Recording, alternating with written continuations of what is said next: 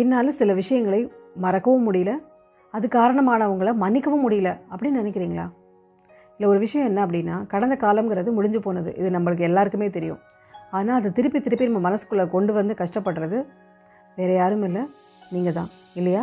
So இந்த past தந்த pain அப்படிங்கிறது ஒவ்வொரு தடவையும் நீங்கள் நினைக்க நினைக்க உங்கள் மைண்டில் இன்னும் கொஞ்சம் ஆழமாக பதிஞ்சிட்டே தான் இருக்கும். அதனால தான் மன்னிப்பு அப்படிங்கிற ஒரு விஷயம் தேவை அப்படின்னு சொல்கிறது. இந்த மன்னிப்பு, அதாவது ஃபர்கிவ்னஸ் அப்படிங்கிறது மற்றவங்களுக்காக நீங்கள் செய்கிற விஷயம் கிடையாது. உங்களுடைய பாஸ்ட் பெயின்லேருந்து உங்களை ரிலீவ் பண்ணிக்கிறதுக்கான ஒரு விஷயம்தான் அந்த ஃபர்கிவ்னஸ்.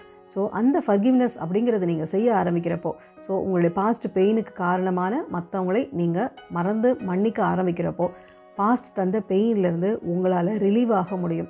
ஸோ இந்த ஃபர்கிவ்னஸ் அப்படிங்கிறது மற்றவங்களுக்காக கிடையாது, உங்களுக்கு நீங்கள் பண்ணிக்கிற ஒரு ஃபேவர்.